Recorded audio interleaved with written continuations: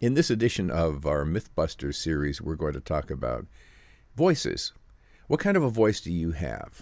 Is it deep, low, mellow, normal, kind of just a commonplace voice, an unusual voice, a weird voice? There are voices of all different kinds. Is there room for all of them in voiceovers? Is the most popular thing and the thing that's going to do the best the person that can sound the most like an announcer or even like a network announcer? How important is it for you to have a truly delicious, wonderful voice in order to succeed in voiceovers? Susan Berkeley once put out a course where she mentioned that one of the things that you need is kind of a delicious voice, something that satisfies the palate of the listener in some way. That doesn't mean that it has to be a voice of wonderful quality necessarily, but some kind of an interesting quality or a good quality is a good thing, according to Susan. We're going to discuss some of that. A little background on myself first. Before I ever got into radio, which I was in for quite a while, I was in plays in high school, and in senior year I played the voice of God in a play called J.B. about the life of Job from the Bible, where I was up on this platform and held up a mask to my face and would bellow out, among other things, "Whence comest thou?" So they wanted this voice of God kind of a sound, and they chose me for that because I did have kind of a deeper voice. And then that was kind of the end of that. I went to college for a year, and it just wasn't for me. I was looking at maybe getting into social work or something, and it just wasn't for me. So we reevaluated. I remember sitting down with my parents and talking about, okay, well, which direction next? And based on my inclinations and things people had said about my voice and my own kind of dramatic background and my interest in radio, that maybe broadcast school would be a good thing. So I went there at Brown Institute in Minneapolis, spent a year. One of the wonderful things about that school was that it required every night that we go home and record for an hour into a cassette recorder. And boy, do you learn a lot about your own strengths and weaknesses. And over time, you definitely get stronger and your weaknesses get less.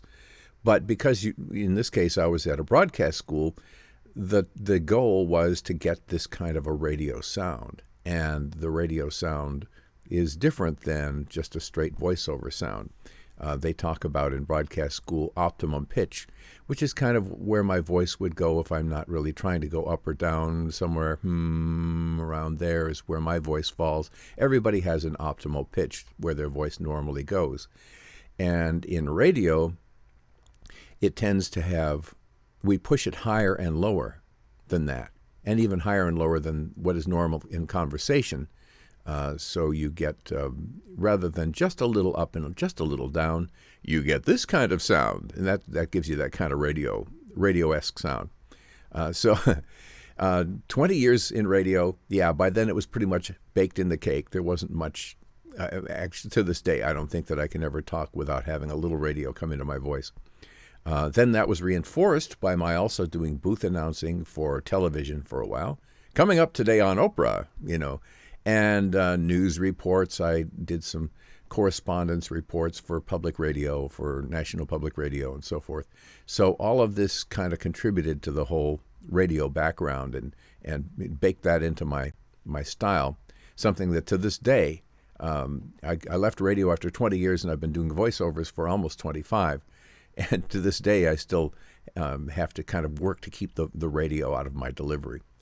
Okay, but times have changed now. These days, rather than just looking for, broadcast-style voices, really, they're looking more, I think, for people voices. And I've been actually surprised when I hear who some of these successful voiceover people are these days, how often they don't have really impressive voices at all, but they just happen to know how to use their voices.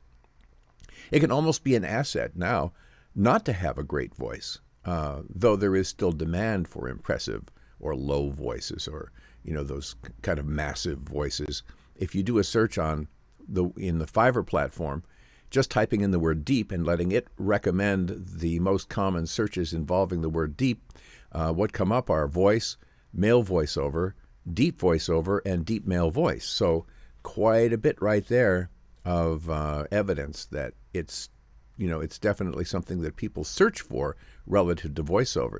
And then if you look at the results of a search for deep voiceover, you get, as you can see on the right there, 2,037 hits, different people who are offering voiceovers that have been described as deep in their gigs. So it doesn't hurt to have an impressive voice. The demand will always be there for, epic delivery things, the movie trailers and a lot of corporate work. They want something that sounds kind of, it has that gravitas to it, serious reads, historical reads, politicals, the political announcements, patriotic reads, lots and lots of commercials benefit from a low or an impressive voice. But at the same time, there is plenty of work, lots of work, for people with regular voices, regular delivery. So it's no longer necessary to have that deep voice to succeed.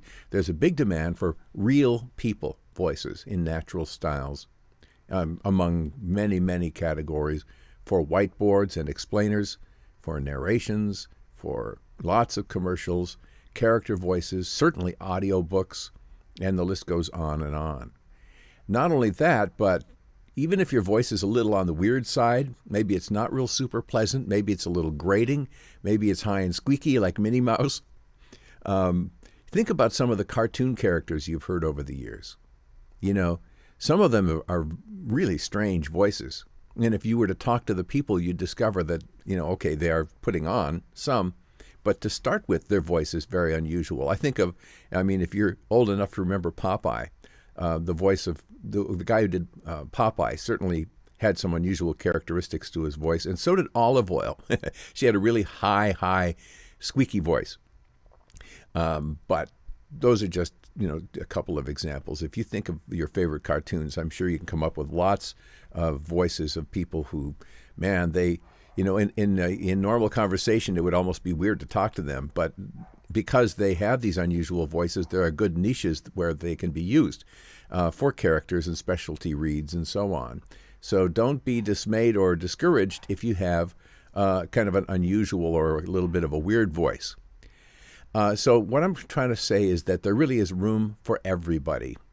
Pretty much anyone who doesn't have such a terrible speech impediment or throat constriction or obstruction or something that keeps them from being able to, exposit a little bit, can find work in voiceover with one thing also, and that is you got to have some talent. You have to have skill. You need to have ability. And skill and ability and talent aren't all necessarily the same thing. Talent is what's kind of naturally there.